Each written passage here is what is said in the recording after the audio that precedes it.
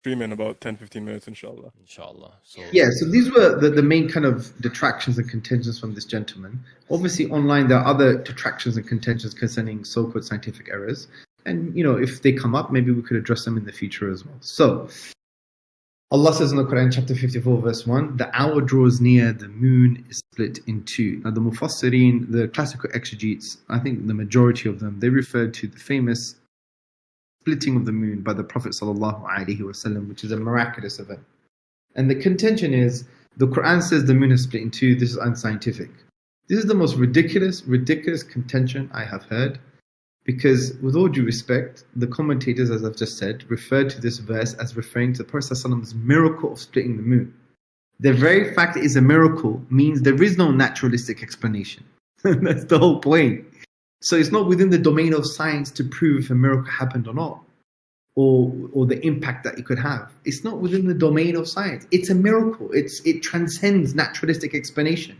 It's a violation of natural law, if that's your definition for a miracle, which I don't think is a great definition, because natural laws are just inductive generalizations of patterns we perceive in the universe. And it could be that this so-called exception is just part of the pattern, or it's an exception to the rule. God knows.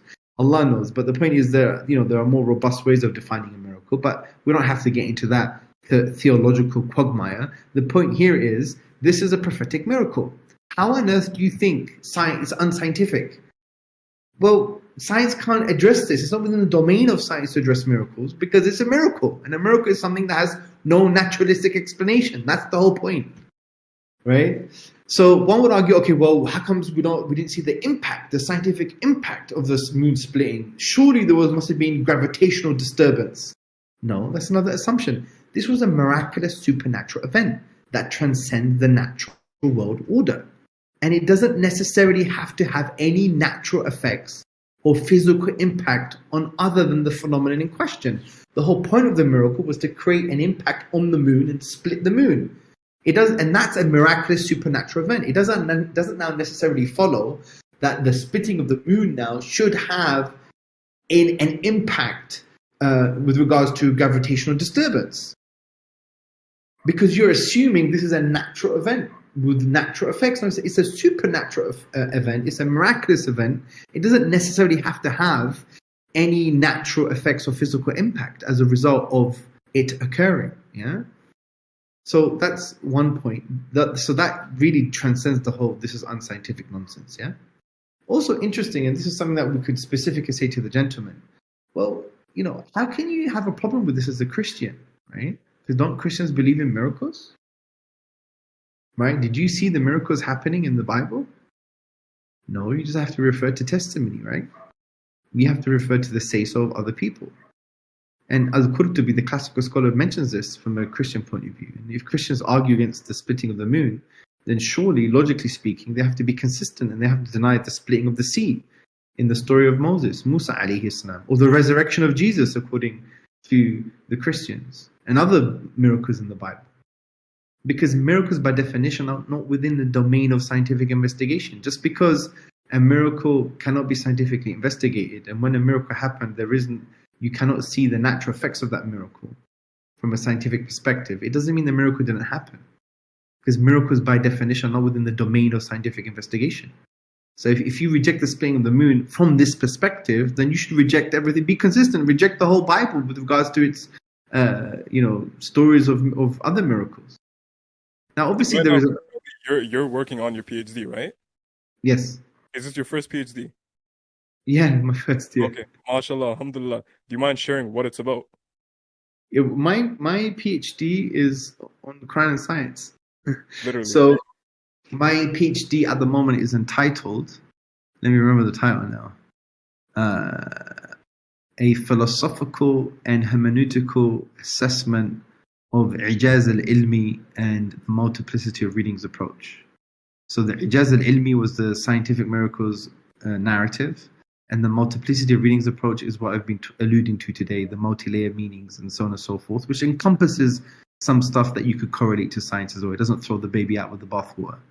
So it's a philosophical and hermeneutical assessment of Ijaz al-Ilmi and the multiplicity of readings approach. And at the end of the PhD, I hope to show that the Quran is timeless. The verses referring to natural phenomena have epistemic goals that can be achieved irrespective of your understanding of reality and irrespective of the epoch or era that you came from, and that these verses have valid layers of meaning within the classical tradition and usul tafsir, and that these layers of meaning can relate to different understanding, not only empirical and scientific understanding, but it could be moral, it could be existential, phenomenological. And we see this even when Allah mentions the word alaqa. I did a case study, it's in the slides, and we'll definitely have to do part 2. I'll hold you to account on that, yeah? So I give a case study of the word alaqa to show the multi-layered meaning and how it could address ethical realities, scientific realities, existential realities about who we are as humans, referring to, the fact that, the proof of resurrection, and so on and so forth. There's so many layers to this. Wallahi, it's an iman boost. And for me, it's a little bit closer to home because unfortunately we reduce the Qur'an to a nonsense discussion sometimes in the da'wah, and it's a shame. Wallah, it's a shame. And we have to revive the Qur'an as the Qur'an. Let the Qur'an speak for itself. And when we do that and we give people tools to understand it, then it will be mind-blowing, multi-layered, multi-leveled. Inshallah. And it's just phenomenal. So we're looking forward to that. But yeah, let's carry on with what you were saying. I don't want to hold you with that. Yeah. So finally, other contentions regarding this thing are regarding the historical evidence, but they're not scientific in nature. So we don't have to unpack it here because today was about the scientific stuff. However, and we should note this, just because there is an absence of historical eyewitness evidence external to the companions concerning the splitting of the moon, it does not logically follow that it did not happen. Yeah, and there's so many ways of addressing this. For example, you could say that the Quran has a higher epistemic value, meaning the Quran, for other external reasons, and we can show is from Allah, and Allah has the totality of knowledge and wisdom. He's Al-Alim, Al-Hakim, the knowing and the wise. And also, He has the full historical picture. We just have the historical pixel. And when you look into the philosophy of history, you see that when historians make conclusions, it's based on historical inferences. They don't have the full data. They don't have the full historical picture because they're looking into the past. They're not living that moment themselves. And they're not living it holistically. They're not seeing everything that was happening all in one go and all the kind of causal, social, historical connections. No, that's impossible. They're not God. They can't do that. So it's not going to have a very high epistemic value, meaning a high value of truth. You can't say it's absolutely true. Even if you have, lots of historical evidence, it's still an inference. Yeah. What we say is the Quran is al-Furqan. It is the criterion. It's the differentiator. Allah has the historical picture. We've got the historical pixel, right? So if Allah affirms it, then that's all we really need. And also we have the Sahaba. Right? And we could go into the philosophy of testimony to show that just the Sahaba statements are enough to believe in what happened. And this is not just me making things up. David Hume, the famous Scottish skeptic, he even spoke about miracles and testimony. He was like, look, his main argument was that we should reject miracles because the probability of the eyewitness testimonies of being accurate that a miracle happened is less than having a naturalistic explanation. It's more likely that there was a naturalistic explanation than the eyewitnesses being true. However, and this is not really mentioned by atheists, unfortunately, and this is in David Hume's works, and I mentioned this in my book, The Divine Reality. He says, however, hypothetically speaking, and he mentions the 1600s or something, if there was 8 days of darkness and, masses of people came back to us, I think, different times, places, whatever, they never met each other, and they all came back saying exactly the same thing, then he says that I think the thinkers, the philosophers, and so on and so forth would have to accept that this 8 days of darkness happened, this miracle happened. So he didn't reject miracles. He just wanted good eyewitness testimony to the point that is equivalent almost to what we consider in the Islamic tradition as mutawatir. recurrent mass reporting. And the eyewitness testimony from the Sahaba concerning the splitting of the moon is that type of recurrent reporting. So even David Hume, the Scottish skeptic, he would, if he knew about the splitting of the moon and the eyewitness testimonies from the Sahaba, he would accept that it actually happened. And this opens a massive discussion on the philosophy of testimony, the epistemology of testimony, which we'll have to do another time, to be honest. That's why I didn't want to really mention it here. But the point here is his main contention is a false contention. This has nothing to do with science. It's a miracle. It's not within the domain of science. Even if you were to assume that there must be some kind of gravitational disturbance and there's no evidence for that, well, that's false, because you're assuming that a supernatural miraculous event should have an impact in the physical world other than the impact it has on itself, yeah?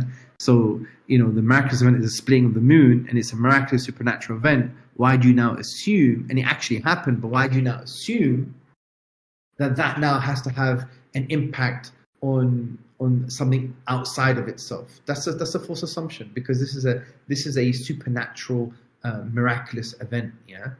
That transcends the natural world order. So why would you think that there must be necessarily an impact? No, there is no, even logically speaking. If we agree that it's a miraculous supernatural event that transcends the natural world order, then it doesn't necessarily follow logically that therefore it has to have an impact in the physical world outside of itself. It just doesn't follow. That's a false assumption.